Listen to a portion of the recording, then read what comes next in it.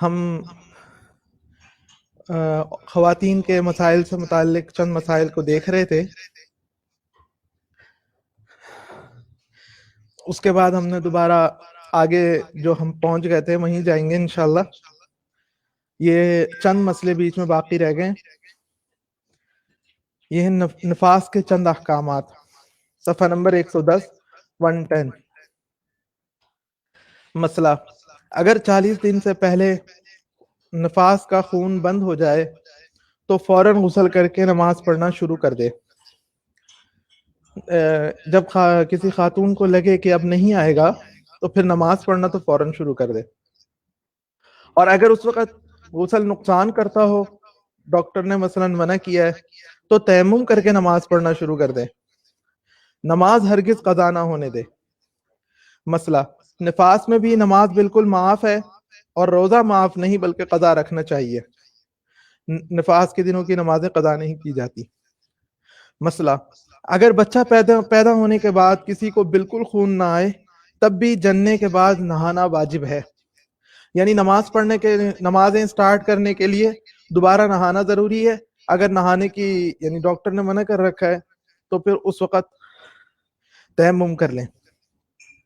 ایسا امام ابو حنیفہ رحمہ اللہ کے نزدیک احتیاط کے طور پر ہے، کیونکہ ولادت کے ساتھ کچھ نہ کچھ خون ہوتا ہی ہے. اس لیے امام ابو حنیفہ رحمۃ اللہ علیہ کہتے ہیں کہ احتیاطاً نہانا واجب ہے.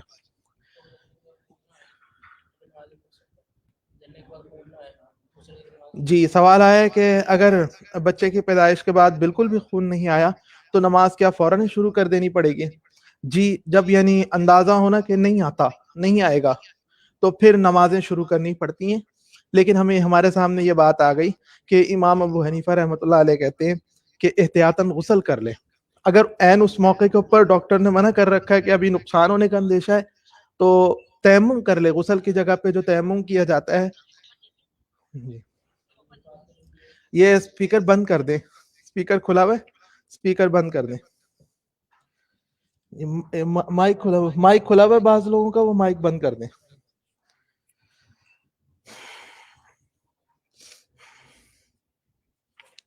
آگے ہمارے مسائل ہیں. ہم نے یہاں تک اس سے آگے ہم پہلے پڑھ چکے تھے. حیض و نفاس کے مشترک احکام میں یہ پڑھ چکے تھے. اور آگے ہم اب نماز کی شرطوں کے اوپر چلتے ہیں. صفحہ نمبر ہے 131 131. یہ بیچ میں ہم نے اس لیے چھوڑ دیا تھا، پہلے ہمارا پروگرام نہیں تھا اور یہ اس کو مدرسے کی رائے کے اوپر رکھا تھا کہ اگر مدرسے والوں کی رائے ہوگی تو ہم اس کو پڑھ لیں گے، ورنہ ہم آگے چلیں گے. تو آگے چلنے کے بعد پھر ہمیں مدرسے کی طرف سے پیغام آیا کہ اس کو پڑھ لیا جائے، تو ہم نے اس لیے ان کو پڑھیں گے. جی، وہ سارا کچھ بیچ میں ہو چکا. استنجا کا بیان وغیرہ سب کچھ ہو چکا. اب ہے صفحہ نمبر 131 131 باب نمبر 9 نماز کی شرطوں کا بیان. بسم اللہ الرحمن الرحیم. نماز کی شرطوں کا بیان. نماز کے شروع کرنے سے پہلے کئی چیزیں ضروری ہیں.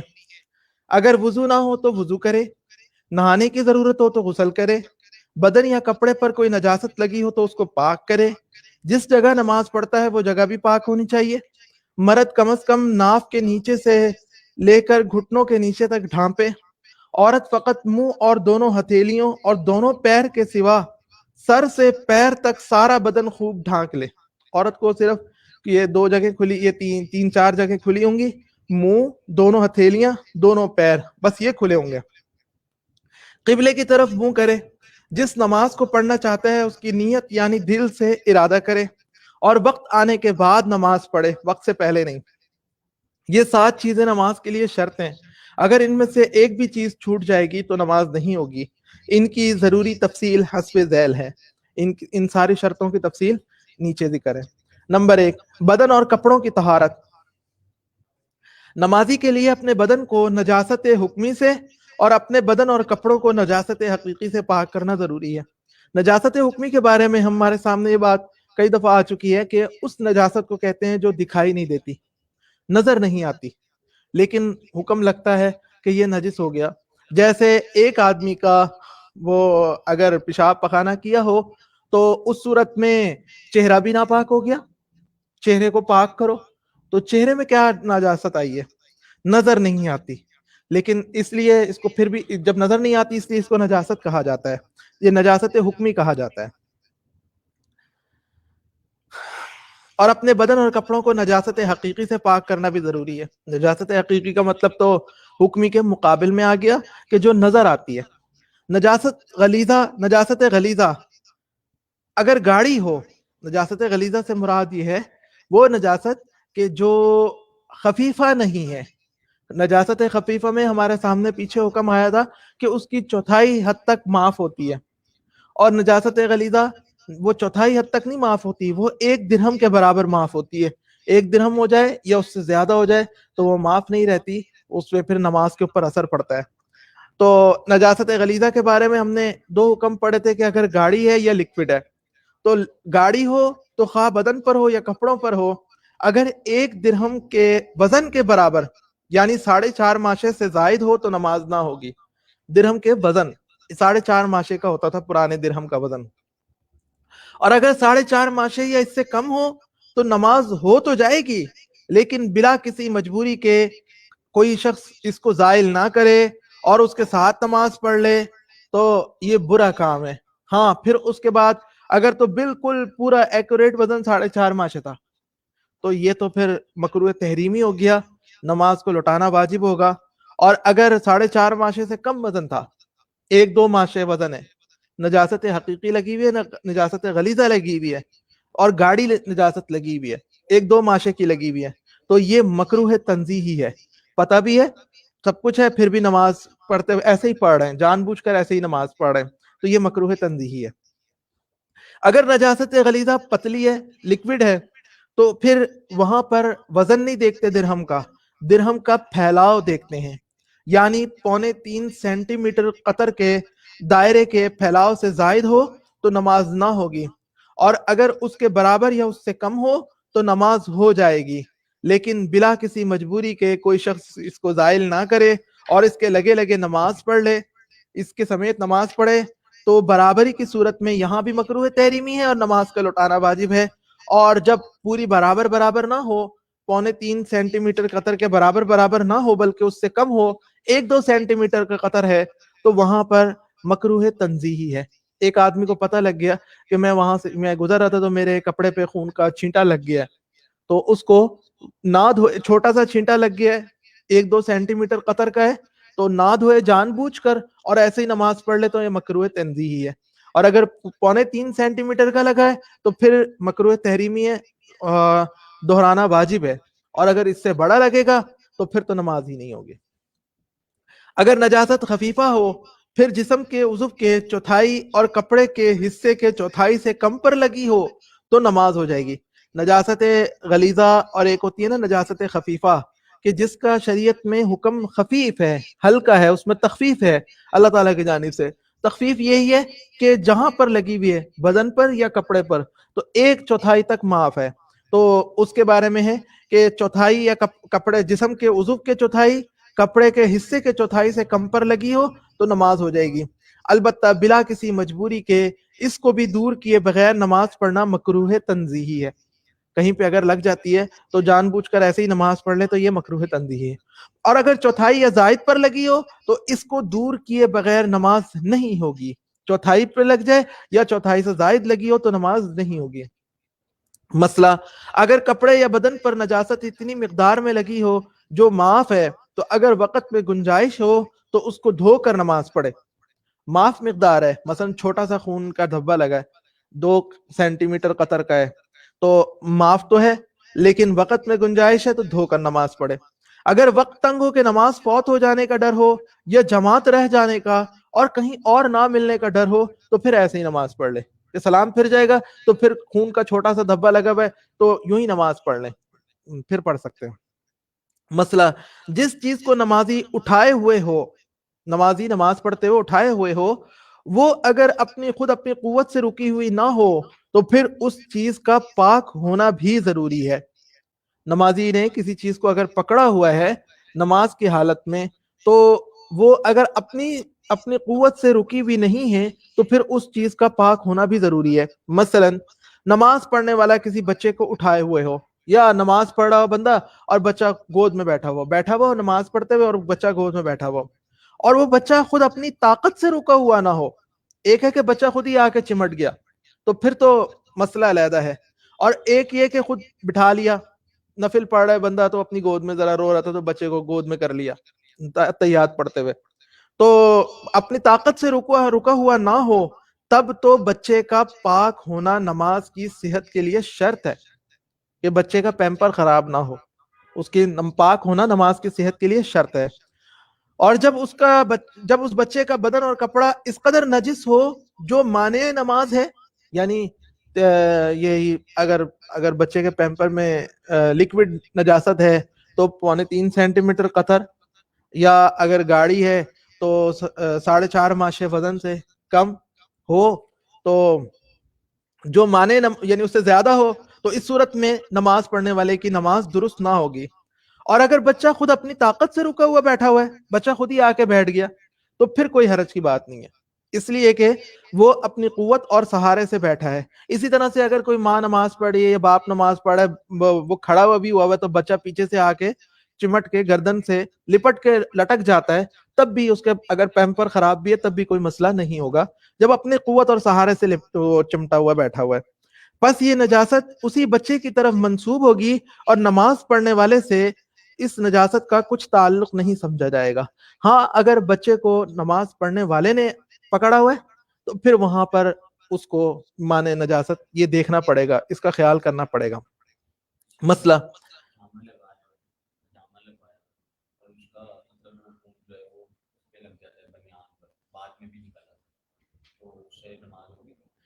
جی سوال آیا کہ حجامہ لگوایا تو بنیان پہ خون کا دھبا لگا رہ گیا. مسئلہ سیم ہے, آپ کو بعد میں نظر آیا تو اگر تو 3.25 سینٹی میٹر قطر سے زیادہ بڑا ہے تو آپ کی نماز نہیں ہوئی, آپ کو دہرانی پڑے گی. اور اگر کیا ڈھیر سارے ہوں تو سب کو ملایا جاتا ہے, ملا کر ٹوٹل اگر اتنا بن گیا 3.25 سینٹی میٹر قطر تو نماز دوبارہ دہرائیں گے. یہ علیحدہ بات ہے کہ آپ کو پتہ نہیں تھا اس لیے چھوٹ اللہ تعالیٰ کی طرف سے کتنی ملے گی کتنی نہیں ملے گی, لیکن نماز آپ کو دوبارہ دہرانی پڑے گی. جی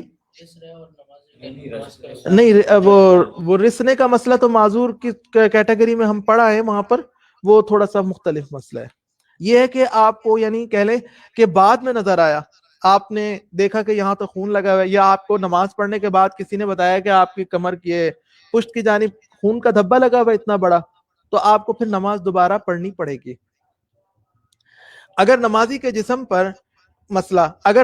جسم پر کوئی ایسی نجس چیز ہو جو اپنی جائے پیدائش میں ہو اور خارج میں اس کا کوئی اثر موجود نہ ہو تو پھر کوئی حرج کی بات نہیں ہے. مثلا گندا انڈا جس کی زردی خون ہو گئی ہو, انڈا اندر سے خراب ہو گیا, خون بن گیا ہے اور آدمی نے جیب میں رکھا ہوا تھا, جیب میں رکھے نماز پڑھ لی ہے. نماز کے بعد جب اس کو کچن میں جا کے توڑا ہے تو وہ دیکھا وہ تو خون نکلا ہے سارا, پہلے تو نہیں پتہ لگنا تھا, تو بعد میں پتہ لگا یہ تو خون ہے. تو اب نماز ہو گئی یا نہیں ہوئی؟ نماز ہو گئی. کیوں؟ کیونکہ یہ اپنی جگہ پر ہے, اس لیے کہ اس کا خون اسی جگہ ہے جہاں پیدا ہوا ہے, خارج میں اس کا کوئی اثر نہیں. یہ حکم اس وقت ہے جب انڈا باہر سے پاک ہو, اگر باہر سے پاک نہیں ہوگا تو پھر تو دھونا پڑے گا نا, باہر سے وہ تو علیحدہ مسئلہ ہے. مسئلہ اگر کوئی ایسی نجس چیز ہو جو اپنی جائے پیدائش میں نہ ہو, مثلا کسی بوتل میں خون یا پیشاب ہو اور نمازی اس کو جیب میں رکھے ہوئے ہو, یا معاف مقدار سے زائد خون رومال میں لگا ہو اور وہ رومال جیب میں ہو تو نماز درست نہ ہوگی. سیمپل لے کے جا رہے تھے نا لیبارٹری میں, تو لیبارٹری میں سیمپل لے جانے کے لیے جیب میں وہ بوتل رکھی ہوئی ہے, پیشاب کا یعنی سیمپل رکھا ہوا ہے یا خون کا رکھا ہوا ہے, تو وہ زیادہ مقدار میں ہے تو اگرچہ شاپنگ بیگ میں بھی لپیٹا ہوا ہے لیکن نماز نہیں ہوگی, کہ ہم نے اس کو, وہ جائے پیدائش نہیں ہے, پیشاب یا خون کی بوتل جائے پیدائش نہیں ہے, اس لیے پھر نماز نہیں ہوگی. یا رومال میں خون لگا ہوا تھا, ناک صاف کرتے ہوئے خون زیادہ لگ گیا تھا تو وہ بھی لگا ہوا ہے, یا دانت میں سے خون نکل رہا تھا, اپنے رومال سے یا ٹیشو سے صاف کرتے رہے اور وہی ٹیشو یا رومال پھینکنے کی جگہ نہیں تو جیب میں رکھ لیا, تو نماز نہیں ہوگی. مسئلہ نمازی کے اوپر جو چادر ہو اس کا ایک کونا نجس ہو لیکن وہ چادر اس قدر بڑی ہے کہ نجس کونا زمین پر پڑا ہے اور نمازی کے اٹھنے بیٹھنے سے حرکت نہیں کرتا تو کوئی حرج کی بات نہیں ہے. چادر بہت بڑی لے کے آدمی نماز پڑھا ہے تو جو نجس حصہ ہے ایک کونا نجس ہے لیکن وہ نمازی کے اوپر اٹھنے بیٹھنے سے کہیں سے بھی اس کے اوپر کوئی حرج نہیں ہوتا تو نماز میں کوئی وہ حرکت نہیں کرتا تو کوئی مسئلہ نہیں ہے. مسئلہ مسافرت میں کسی کے پاس تھوڑا سا پانی ہے, اگر نجاست دھوتا ہے تو وضو کے لیے نہیں بچتا, اور اگر وضو کرے تو نجاست پاک کرنے کے لیے پانی نہیں بچے گا, تو اس پانی سے نجاست دھو ڈالے اور پھر وضو کی جگہ تیمم کر لے. مسافرت میں پانی تھوڑا ہے تو وضو کی جگہ تو تیمم ہو سکتا ہے, نجس چیز کے لیے تو دھونا, جو دھونے سے نجاست دور ہوگی وہ تو دھونے سے ہی ہوتی ہے نا, تو پہلے نجاست دھو لے. دوسری شرط کی تفصیل, نماز کی جگہ کا پاک ہونا. مسئلہ, نماز پڑھنے کی جگہ نجاست حقیقی سے پاک ہونی چاہیے. نماز پڑھنے کی جگہ نجاست حقیقی سے پاک ہونی چاہیے. ہاں اگر نجاست بقدر معافی ہو تو پھر کوئی حرج نہیں ہے. نماز پڑھنے کی جگہ سے وہ مقام مراد ہے جہاں نماز پڑھنے والے کے پیر رہتے ہیں, اور اسی طرح سجدہ کرنے کی حالت میں جہاں اس کے گھٹنے اور ہاتھ اور پیشانی اور ناک رہتی ہے, کیونکہ عضو کا نجاست کے ساتھ اتصال ایسے ہے جیسے عضو کو نجاست لگی ہوئی ہو. ہاتھ پاؤں اگر نجاست والی جگہ کے اوپر ہم رکھ رہے ہیں تو اس کا مطلب یہ کہ وہ نجاست ایسے ہو گئی جیسے ہمارے ہاتھ کو لگی ہوئی ہے, ہمارے گھٹنے کو لگی ہوئی ہے, تو اتصال کا بھی مطلب ایسے ہی سمجھا جاتا ہے. تو جہاں جہاں پر سجدے میں ہمارے اعضاء لگنے ہیں ان جگہوں کا پاک ہونا ضروری ہے. لہذا اگر ایک پیر کے نیچے ایک درہم کے بقدر گاڑی یا پتلی نجاست ہو, یا دو پیروں کے نیچے تھوڑی تھوڑی ہو اور مجموعہ درہم کے برابر ہوا تو نماز نہ ہوگی. مسئلہ, اگر صرف ایک پیر کی جگہ پاک ہو اور دوسرے پیر کو اٹھائے رہے تب بھی کافی ہے, کیونکہ قیام میں صرف ایک پیر کو زمین پر رکھنا فرض ہے. مثلا یہ کہہ لیں کہ کوئی بندہ بہت تنگ جگہ کے اندر قید میں ہے مثلا, تو وہاں پر جگہ جگہ پہ نجاست ہے, تو ایک پیر کی جگہ صرف ایسی ہے کہ وہاں پر نجاست نہیں ہے, تو ایک پیر زمین پہ رکھ لے, دوسرا پیر اٹھائے اٹھائے نماز پڑھ لے. مسئلہ جی وہ چلیں ابھی دیکھتے ہیں اس مسئلے کو. جی مسئلہ, اگر بیٹھنے کی جگہ پاک ہو تو بیٹھے, ورنہ کھڑے رہ کر اتحیات پڑھے اور سلام پھیرے. ٹھیک ہے جی, کہ پھر بیٹھے ہی گئے نہیں, کھڑے کھڑے ہی اتحیات پڑھ لے گا اور سلام پھیر دے گا. مسئلہ, اگر کسی کپڑے پر نماز پڑھی جائے تب بھی اس کا اسی قدر پاک ہونا ضروری ہے, پورے کپڑے کا پاک ہونا ضروری نہیں, خواہ وہ کپڑا چھوٹا ہو یا بڑا ہو. یعنی جہاں پہ ہم نماز پڑھ رہے ہیں وہاں پہ سجدے کی جگہوں پر ہمارے کھڑے ہونے کی جگہ یا کہہ لیں سجدے کی جگہوں کا پاک ہونا یہ کافی ہے بس. مسئلہ, اگر نجس مقام پر کوئی پاک کپڑا بچھا کر نماز پڑھی جائے تو اس میں بھی یہ شرط ہے کہ وہ کپڑا اس قدر باریک نہ ہو کہ اس کے نیچے چیز صاف طور پر اس میں سے نظر آئے. باریک کپڑا یعنی ہمیں نجاست کی والی جگہ کے اوپر کوئی کپڑا ڈال کے نماز پڑھیں تو پڑھ سکتے ہیں, لیکن پھر نیچے کی نجاست نظر نہیں آنی چاہیے. مسئلہ, اگر پاک جگہ میں نماز پڑھی اور اس جگہ سجدہ کیا لیکن سجدے میں اس کا کپڑا دامن وغیرہ یعنی اپنا کپڑا نمازی کا اپنا لباس ایسی جگہ پر پڑتا ہے جو نجس ہے اور خشک ہے تو اس کی نماز جائز ہوگی, کیونکہ جس جگہ کا پاک ہونا شرط ہے یہ جگہ اس سے زائد ہے. مسئلہ, اگر جائے نماز کا کپڑا دوہرا ہو اور اس کی اوپر کی تہ پاک ہو اور نچلی تہ ناپاک ہو اور وہ دونوں آپس میں سلی ہوئی نہ ہو اور اوپر کی تہ اتنی موٹی ہو کہ نیچے کی نجاست کا رنگ یا بو محسوس نہ ہوتی ہو تو اوپر کی تہ پر نماز جائز ہے. یہ شرط ہے لیکن کہ دونوں آپس میں سلی ہوئی نہ ہو, ڈبل یعنی جائے نماز بچھی ہوئی, اور اگر وہ دونوں تہیں آپس میں سلی ہوئی ہوں تو اوپر کی تہ پر نماز جائز نہیں ہوگی. اوپر کی تہ پر نماز جائز نہیں ہوگی, وہ سارا ایک ہی کپڑا سمجھا جائے گا. مسئلہ, اگر ایک ہی کپڑے کی دوہری تہ کر لے اور اوپر کی تہ پاک ہو اور نیچے کی تہ ناپاک ہو تو اس پر نماز جائز ہے. یہ سمجھیں گے کہ یہ دو کپڑے ہیں, ایک کپڑا نہیں ہے. جی سلے ہوئے نہیں ہے نا, ویسے ہی فولڈ کر لیا نا صرف چادر کو, تو ایک حصہ یعنی نیچے جو لگ رہا ہے زمین کے ساتھ لگ رہا ہے وہ نجس ہے, اور جو یہاں پہ آپ نماز پڑھ رہے ہیں وہ نجس نہیں ہے, تو ٹھیک ہے نماز ہو جائے گی. جی جی یہ میرے بھی ذہن میں آ رہا ہے، یہاں پہ لکھا ہوا نہیں ہے، اس کو انشاءاللہ نوٹ کر لیتے ہیں کہ اگر بیچ میں سے سوال آیا کہ کنارے کنارے سلے ہوئے ہوں، بیچ میں سے نہ سلے ہوئے ہوں، تو یہ ایک کپڑا شمار ہوگا یا دو کپڑے شمار ہوں گے، اس کو دیکھ لیتے ہیں انشاءاللہ۔ مسئلہ، اگر لکڑی کا تختہ ایک طرف سے نجس ہے اور دوسری طرف سے پاک ہے تو اگر اتنا موٹا ہو کہ بیچ میں سے چر سکتا ہے تو اس کو پلٹ کر دوسری طرف نماز پڑھنا درست ہے، اور اگر اتنا موٹا نہ ہو تو درست نہیں، یعنی اس کو چیرا جا سکتا ہے بیچ میں سے تو پھر تو نماز پڑھ سکتے ہیں، اور اگر چیرا نہیں جا سکتا یعنی متن باریک سی طے ہے تو پھر نماز درست نہیں ہوگی۔ مسئلہ، اگر نجاست پر کھڑا ہو اور پاؤں میں جوتیاں یا موزے پہنے ہوئے ہوں تو نماز جائز نہ ہوگی، کیونکہ وہ نمازی کے بدن کے تابع ہیں، اس لیے حائل شمار نہ ہوں گے، اور اگر جوتیاں نکال کر ان پر کھڑا ہو جائے اور جوتیوں کے اوپر کی جانب جہاں پاؤں رکھتا ہے پاک ہے تو نماز جائز ہے، خواہ جوتے کا تلا پاک ہو یا ناپاک ہو۔ جن جگہوں پر آگے ہے، جن جگہوں پر نماز پڑھنا مکروہ ہے، جی وہ تو یہ ہے نا کہ نجس ہونے کے بارے میں بات ہو رہی ہے، یہ مسئلہ ہے جوتی پہن کر نماز پڑھنے کا کہ جب جوتی نیچے سے پاک ہو، تو اگر تو یعنی جو نماز نجاست پر کھڑے ہو کر نماز پڑھنی ہے تو پہنے پہنے جوتیاں پہنے پہنے نماز پڑھیں گے تو نماز نہیں ہوگی، وہ جی نہیں، جوتی ناپاک نہ بھی ہو، نہیں وہ لکوڈ نہ بھی ہو، یعنی خشک نجاست ہو، لیکن مسئلہ یہ ہے کہ ہم نے جہاں کھڑے ہو کے نماز پڑھنی ہے وہ جگہ پاک ہونی چاہیے، تو جوتی جب ہم نے پہنی ہوئی ہے تو اس کا مطلب ہے کہ جوتی نہیں پہنی ہوئی بلکہ ہم نے اپنا پاؤں ننگا پاؤں رکھا ہے، تو جب پہنی ہوئی ہو اگر ہم نے جوتی کو اتار دیا تو اس کا مطلب یہ ہے کہ بیچ میں سے وہ گیپ آ گیا، تو اب ہمارا جہاں پہ ہمارے پاؤں پڑ رہے ہیں وہ جوتی کے اوپر پڑ رہے ہیں، ہمارے پاؤں نجاست کے اوپر اب نہیں پڑ رہے، تو پھر مسئلہ چینج ہو جائے گا۔ مسئلہ، جن جگہوں پہ نماز پڑھنا مکروہ ہے، نمبر ایک، راستے میں لوگ گزرتے ہیں وہاں پہ ہم نیت باندھ کے کھڑے ہو جائیں، بیت الخلاء میں اور اس کی چھت پر، غسل خانے میں اور اس کی چھت پر، ٹھنڈے علاقوں میں پائے جانے والے حمام میں اور اس کی چھت پر۔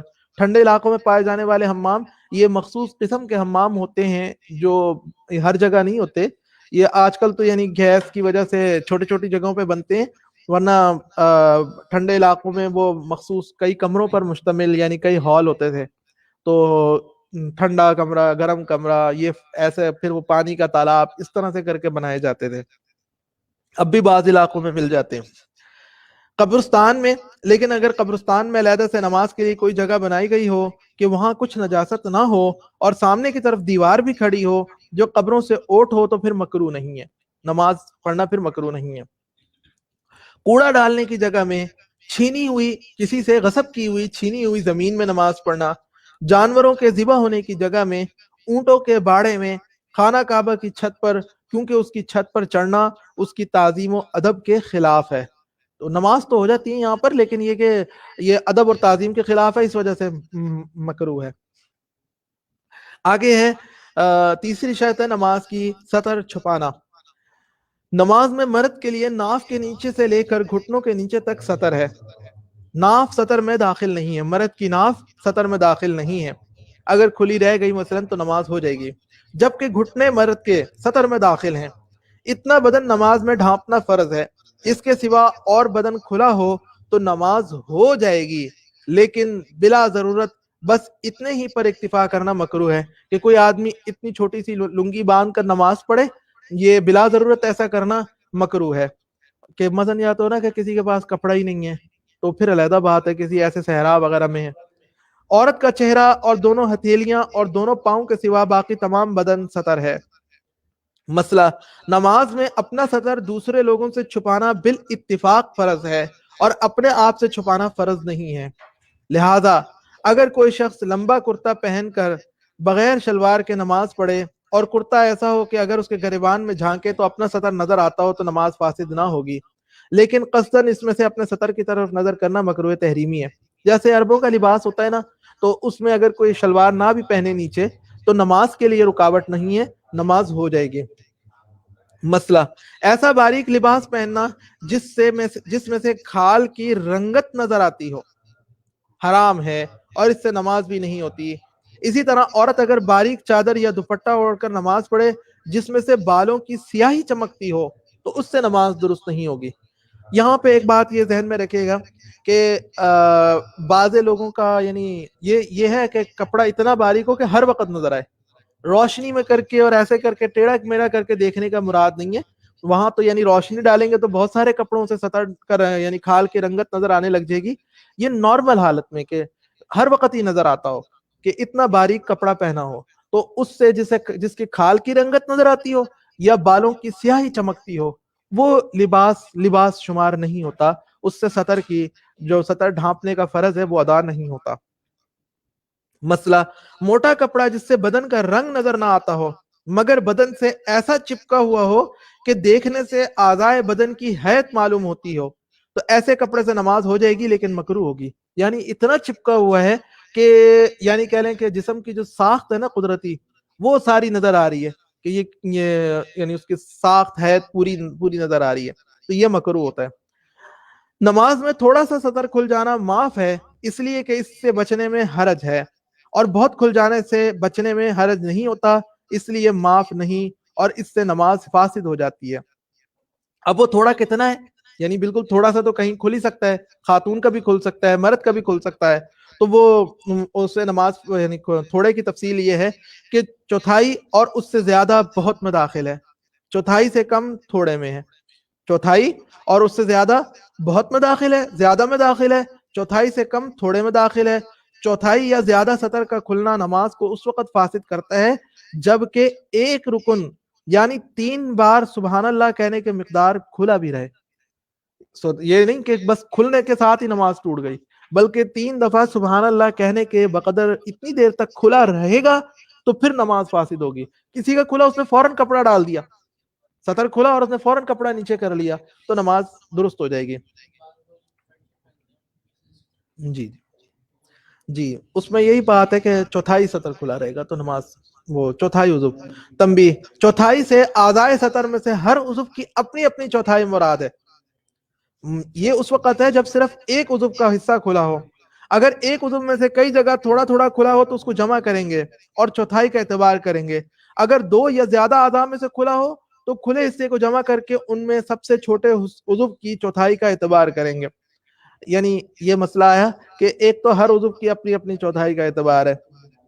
مثلا ایک عورت کا بازو وہ سطر میں داخل ہے نماز کے لیے, عورت کا بازو اگر کھلا رہ گیا چوتھائی کے برابر تو اس کی نماز نہیں ہوگی. اگر یعنی دونوں بازوں کا تھوڑا تھوڑا حصہ کھلا ہوا ہے تو دونوں کو جمع کر لیں گے, دونوں کو جمع کر کے ملا لیں گے. اگر یوں سمجھیے کہ ایک عورت کا بازو بھی تھوڑا تھوڑا کھلا ہوا ہے اور یہ جو اس کا ٹخنا چھپانا ضروری ہے وہ بھی کھلا ہوا ہے تو وہاں پر پھر ہم دیکھیں گے کہ جو سب سے چھوٹا عضو ہے بازوؤں اور ٹخنوں میں سے جو چھوٹا عضو ہے چھوٹے کی طرف چلے جائیں گے اور چھوٹے کو پیمانہ بنا کر سٹینڈرڈ بنا کر اس کی ہم وہاں پر دیکھیں گے کہ اتنی مقدار کھلی ہوئی کہ نہیں کھلی ہوئی. اگر زائد مقدار کھلی ہوگی تو نماز درست نہیں ہوگی ورنہ نماز درست ہو جائے گی.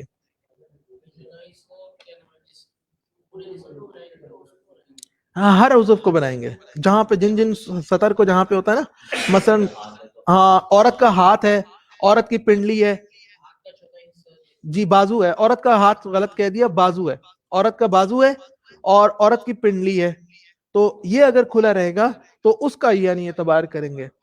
پھر مرد کے تو یعنی کہہ لیں کہ ناف سے نیچے سے لے کے اس کا سطر کی جگہ تو بہت تھوڑی ہے اور خواتین کی زیادہ ہے تو مردوں میں بھی اسی طرح گے, لیکن اگر کسی کا زیادہ یعنی ہر عضو کا اپنا اپنا اعتبار کریں گے.